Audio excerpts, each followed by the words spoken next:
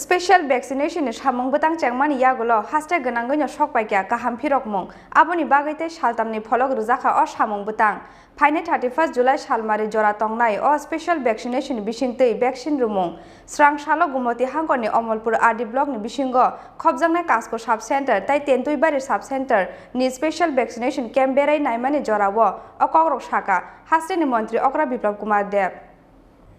Bisibri Chibani Kabang Lukurong, vaccine Romani Yagulo, Bisichar Nikabang Zoto Lukurong, Corna Biamani vaccine, Renan and Nahanmungo, Karak Salte Srangsalo, Hanley Romui, Haste Gananga special vaccination is Hamong Batang, Naharmani Haste Hapang.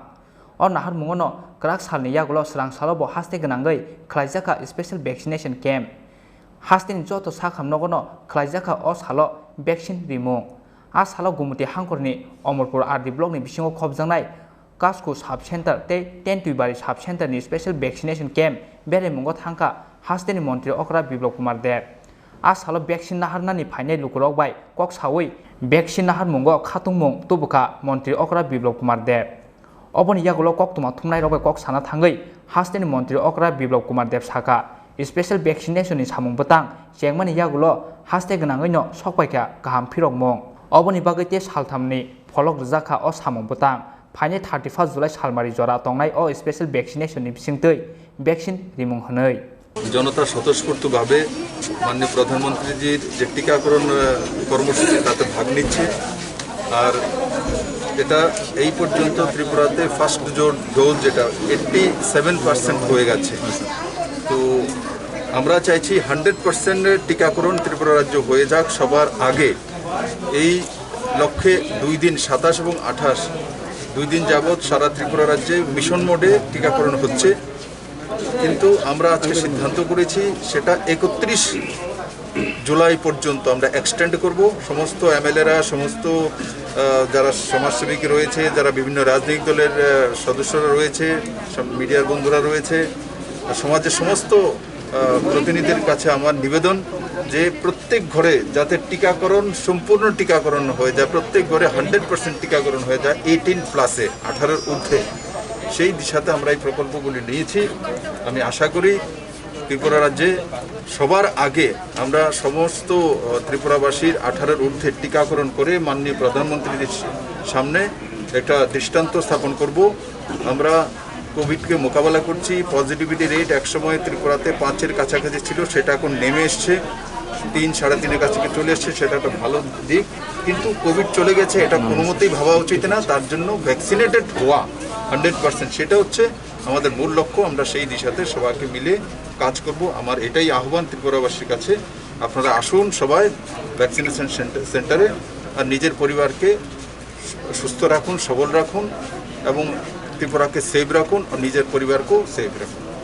Sir chief minister হিসেবে আপনি আজকে 2-3 দিনের পাহাড় থেকে প্রত্যন্ত এলাকায় সংবাদ মাধ্যমে দেখতেছি তার মানে কি এটাকে আপনি উৎসাহ দেওয়ার লেগে এই কাজটা করতেছেন নিশ্চিত আমি তার জন্য যাচ্ছি যেখানে দেখছি একটু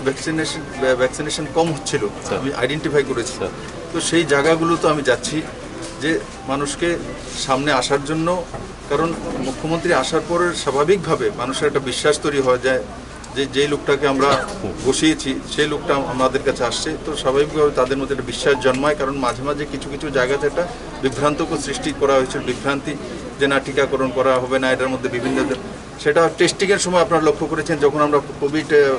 প্রথম ওয়েভ এসেছিল তখনও বাড়ি বাড়ি যখন আমরা টেস্টিংয়ের জন্য যাচ্ছিলাম তখনও এমন একটা হাওয়া তৈরি করা হয়েছিল কিন্তু পরবর্তী সময় মানুষ বুঝে গেছে এবং সবাই টেস্টিং এগিয়ে এসছে এবং টিকাকরণও সমস্ত মানুষ এগিয়ে আসবে কারণ 45 প্লাস তো আমরা 100% হয়েই গেছে এখানে 18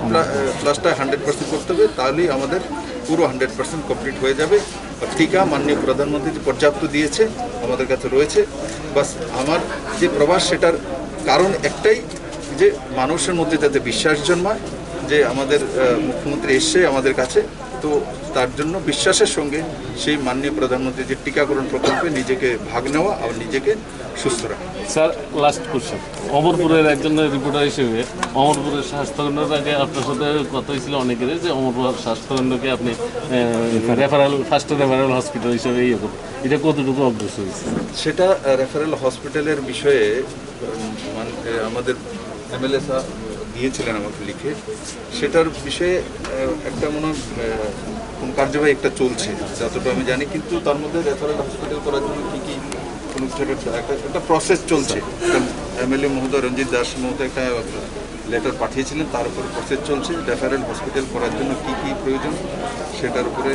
সরকার কাজ করছে। স্যার, আপনি বিরোধী দল থাকতেও নতুন বাজার থেকে আপনার পলিটিক্যাল ক্যারিয়ার স্টার্ট হয়, আমি যতটুকু জানি। অমরপুর নতুন বাজার রাস্তাটা দীর্ঘদিন খারাপ, কন্ট্রাক্টর কাজ করে বন্ধ করে রাখছে, এখন পর্যন্ত কাজ করতে আছেন। সেটার বিষয়ে এমএলএ মহোদয় বলেছে, এবং সেটা যে কন্ট্রাক্টর তার নাম আমার মুখস্থ হয়ে গেছে। আমি বলেছি না হলে ওকে ক্লোজ করে নতুন কাউকে দিয়ে কাজটা করিয়ে নেওয়ার জন্য। আমার কাছে জানছে হাফ রাস্তা করে সে বাকিটা করছে না, কিন্তু আমরা তো টেন্ডার দিয়ে দিয়েছি। আমি বলেছি ক্লোজ করে তাহলে অন্য কাউকে দিয়ে কাজটা করিয়ে নেওয়া যায়। আর আপনারা খুশি হবেন, মন্দির ঘাট থেকে যতনবাড়ি হয়ে বড় লম্বা রোড হচ্ছে, সেটা 50 কোটি টাকার উপরে টেন্ডার হয়ে গেছে, এবং সেটা প্যাপ শোল্ডার রোড হবে। তাছাড়াও আমি যে এবার দিল্লি গিয়েছিলাম, যেটা খোয়াই তারপর তেলিয়ামুড়া হয়ে আপনাদের অমরপুর হয়ে রোড যাবে, সেটা কমসে কম 184 কিলোমিটার 44 কিলোমিটার লম্বা রোড। সেটা অমরপুর হয়ে যতনবাড়ি হয়ে যাবে, তো ন্যাশনাল হাইওয়ে হবে। তো যেটা আপনারা কল্পনা করছেন এর চাইতে বেশি ডেভেলপমেন্ট হবে। আমি আশা করি এই 2022-এর মধ্যে সেই প্রকল্পগুলো আপনারা রাস্তায় দেখবেন। স্যার, আমার অমরপুর উদয়পুর রাস্তাটা আছে, ও তো এমনিতে করে দিয়েছি, জিগজাগ আছে, কিন্তু এটাকে রোড তো হয়ে গেছে, কিন্তু এটাকে সোজা করার জন্য একটা প্রকল্প আছে। সেকেন্ডে যে আছে আমাদের ডিপিআর, তার মধ্যে সেগুলো আসবে। आज हालो स्पेशल वैक्सीनेशन कैम्प बेरायमानि जराव बिनि लगियो तंखा अमरपुरनि एमएलए रंजित दास, अम्पी नगरनि एमएलए सिंधु चंद्र जमातिया, हांखरनि एसपी नो खबै गुबुननि आदं रक। अमरपुरनि सिमी किरसानुनि ककथुम चिनि खरां।